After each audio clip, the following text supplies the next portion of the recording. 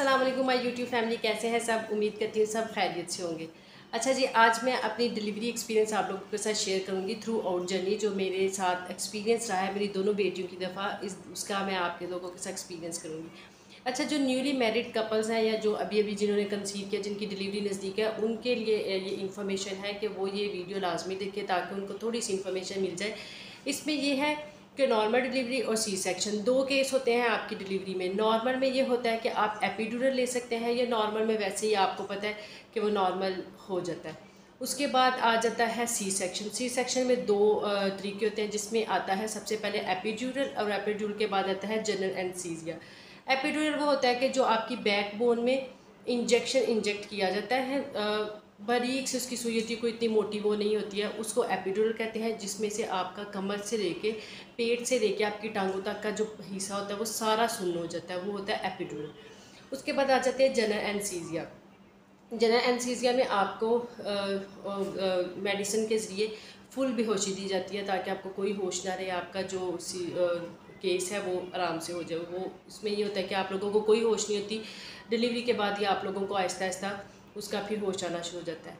जो मेरी फ़र्स्ट बेटी थी उसकी दफ़ा मुझे जनरल एनेस्थीसिया दिया गया था, क्योंकि नॉर्मल के लिए ट्राई करते रहे थे लेकिन वो हुआ नहीं।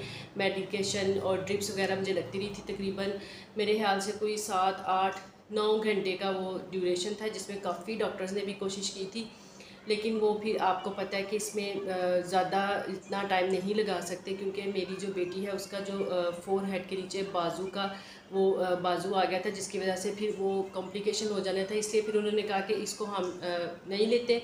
और फिर मुझे उन्होंने पूछा था तो मैंने उनको कहा था कि मैं जनरल एनेस्थीसिया लूँगी, क्योंकि फर्स्ट मेरा बेबी था और थोड़ी सी मैं घबराई भी हुई थी, तो इसलिए फिर मैंने सोचा जनरल एनेस्थीसिया ले लेते हैं। जनरल एनेस्थीसिया में कुछ लोगों को प्रॉब्लम आ सकती है, लेकिन अल्लाह का शुक्र है मुझे जनरल एनेस्थीसिया में कोई इशू, कोई प्रॉब्लम नहीं था। हो या डॉक्टर्स ने नॉर्मल मुझसे थोड़ी बात करते करते मुझे मेडिकेशन दे के मेडिसिन के ज़रिए मुझे जो बेहोशी होती है वो पूरी दे दी थी, और उसके बाद मैं सो गई थी और मुझे पता भी नहीं था चला। तो फिर जब मैं थोड़ा सा होश में आई तो मेरी बेटी माशाल्लाह मेरे पास थी। और उसमें ये था कि कुछ लोगों का चेस्ट का ब्लॉक हो जाता है, या गला वो ख़राब हो जाता है, या गला जिस तरह पक जाता है, लेकिन अल्लाह का शुक्र है मेरे साथ कोई ऐसा इशू। हाँ, उसमें इतना था कि जब मुझे ऑपरेशन थिएटर से लेके आए थे, रूम में शिफ्ट किया था, तो मुझे काफ़ी शिवरिंग शुरू हो गई थी, मुझे काफ़ी सर्दी लगी थी, जिसकी वजह से मुझे दो दो कंबल दिए गए थे। वो मेरे साथ सिर्फ इतना सा प्रॉब्लम होता है क्योंकि सर्दियों में मेरी बेटी हुई थी, और उसमें मुझे काफ़ी ज़्यादा जब ड्रिप्स लगती हैं तो ड्रिप्स के ज़रिए आपको पता है कि काफ़ी ज़्यादा ठंडी मेडिसिन जब आपकी बॉडी में जाती हैं तो आपको इस चीज़ का थोड़ा सा हो जाता है कि सर्दी या आप कांपना शुरू हो जाते हैं। तो वो खैर कोई इतना वो इशू नहीं था, थोड़ी देर के बाद मैं नॉर्मल हो गई थी। और उसके बाद मेरा कोई ऐसे चेस्ट ब्लॉक का या कोई गला ख़राब होने का सीन नहीं था। और हाँ, ये मेडिसिन ठंडी होती है, लेकिन इसमें आपको फ़ौरन ठंडी चीज़ें बिल्कुल भी नहीं इस्तेमाल करनी चाहिए, और वैसे भी नॉर्मली भी नहीं करनी चाहिए। और इसमें आपको पता है कि थोड़ा सा आपको गर्म चीज़ें यूज़ करनी चाहिए। लिक्विड भी आपको थोड़ा सा गर्म ही, जब आपको देते हैं तो गर्म ही यूज़ करें, थोड़ा नीम गर्म करके यूज़ करें। इसमें ठंडा आप बिल्कुल भी ना करें, क्योंकि आगे जो मेडिसिन आपको दी जाती है वो काफ़ी ज़्यादा ठंडी होती हैं, तो इसलिए आप इस चीज़ का थोड़ा सा अवॉइड करें। इसके बाद आ जाती है मेरी सेकंड बेबी।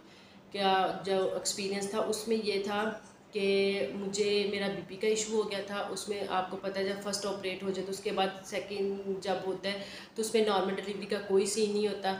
बहुत बहुत रेयर केसेस में ऐसे होता है, लेकिन ज़्यादातर ऐसे नहीं होता। तो इसलिए मेरा वो भी था कि मुझे सेक्शन ही होना है।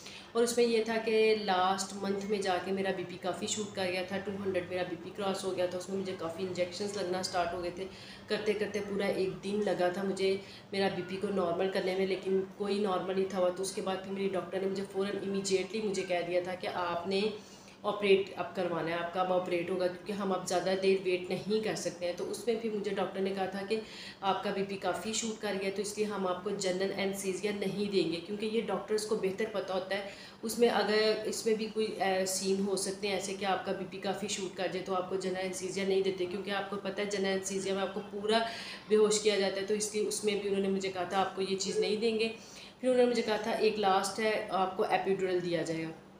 एपिड्यूरल में भी मैं आपको बताऊँ इसमें कोई डरने वाली बात नहीं होती। डॉक्टर से मैंने पूछा था कि कमर दर्द हो जाती है, झुका नहीं जाता, आप झुक नहीं सकते हैं, कमर दर्द काफ़ी रहती है। इसमें मुझे डॉक्टर ने यही कहा था कि एक तो आपने अपनी केयर करनी है, दूसरा आपने ज़्यादा हैवी काम नहीं करने हैं, ज़्यादा वज़नी चीज़ें नहीं खींचनी है, और आपने अपनी विटामिन्स की मेडिसिन को कंटिन्यू रखना है। क्योंकि हम लोग जो होते हैं, माएँ जो होती हैं, वो अपने बच्चों की तरफ ज़्यादा चली जाती हैं और अपनी केयर करना छोड़ देती हैं।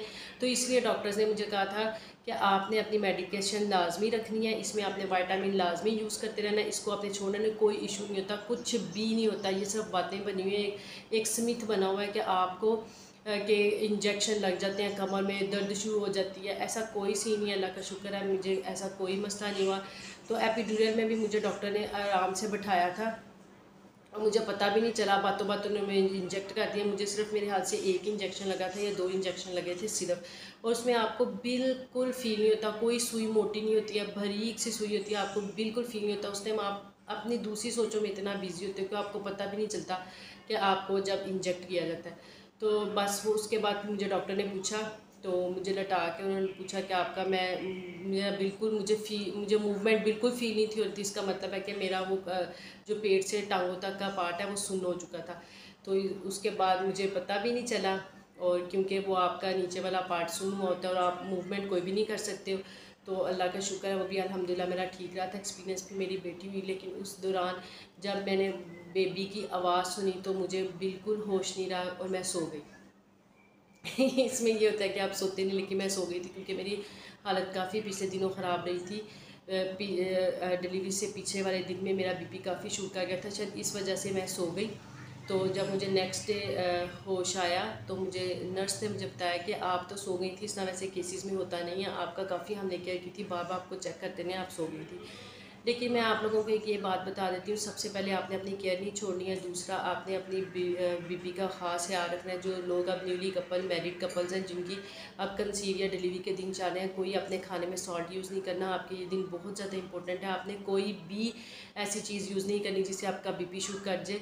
तो इसलिए आपने इन चीज़ों का ख्याल रखना है, अपनी मेडिकेशन का लाजमी ख्याल रखना है। और दूसरा, जब डिलीवरी के बाद आपने रिकवरी की तरफ जो आना है, आपको बिल्कुल आप 6 माह तो ये भूल ही जाएँ कि आपने एक्सरसाइज करनी है, बेली कम फैट। देखिए, आपने एक इंसान को अपने अंदर रख के अल्लाह के हुक्म से उसको पैदा किया, आपने एक जान को इस दुनिया में लेके आई, इसलिए आपने इस चीज़ का ख्याल बिल्कुल छोड़ देना है कि बस बच्चा आ गया और हम फ़ौरन से अपना वेट लूज़ करें। नहीं, 6 माह आप बिल्कुल भूल जाएं, किसी की बात ना सुने, खाएं पिएं, बच्चे का ख्याल रखें, ठीक है। और दूसरी एक बात मैं और कहना चाहती हूँ कि एपिड्यूरल या जनरल एनेस्थीसिया दोनों सेफ तरीके होते हैं। इसमें कोई नहीं होता, 100 में से एक केस ऐसा होता है जिसमें एपिड्यूरल में इंजेक्शन लगते रहते हैं और आपकी बॉडी सुन नहीं होती।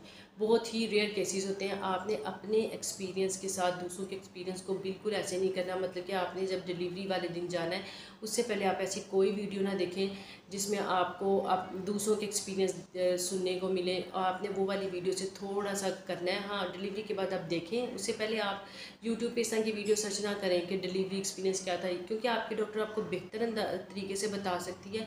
और दूसरा ये है कि हर इंसान की बॉडी के साथ अपना एक वो होता है, ठीक है। मतलब कि आप किसी की बॉडी का किसी के साथ कोई लेना देना नहीं होता, हर इंसान पे अपना एक वो इफ़ेक्ट करता है। जैसे अब मुझे ना तो जनरल एनेस्थीसिया में कोई प्रॉब्लम हुआ था, ना मुझे एपिड्यूरल में, अल्लाह का शुक्र, और अभी तक मुझे अल्लाह का शुक्र है कोई प्रॉब्लम नहीं हुआ। इसलिए हो सकता है आपकी बॉडी के साथ भी ऐसी हो, या हो सकता है आपकी बॉडी इससे टोटल डिफरेंट रिएक्ट करे। तो इसलिए ये मेरा एक्सपीरियंस था छोटा सा, मैं यही बताना चाहती हूँ। जनरल एनेस्थीसिया या एपिड्यूरल दोनों सेफ तरीके हैं, कोई ऐसा प्रॉब्लम नहीं होता, कोई ऐसा मसला नहीं है। बस ये कि आपने हमें बीपी का ख्याल रखना है, ठीक है, और आपने विटामिन्स का ख्याल रखना है। ये था मेरा एक छोटा सा एक्सपीरियंस जो मैंने आप लोगों के साथ शेयर किया। उम्मीद करती हूँ आप लोगों को मेरी वीडियो अच्छी लगे तो लाइक करें, शेयर करें और कमेंट करें, और मेरी चैनल को सब्सक्राइब करें ताकि आप लोगों को अच्छी वीडियोज़ मिल सकें देखने के लिए।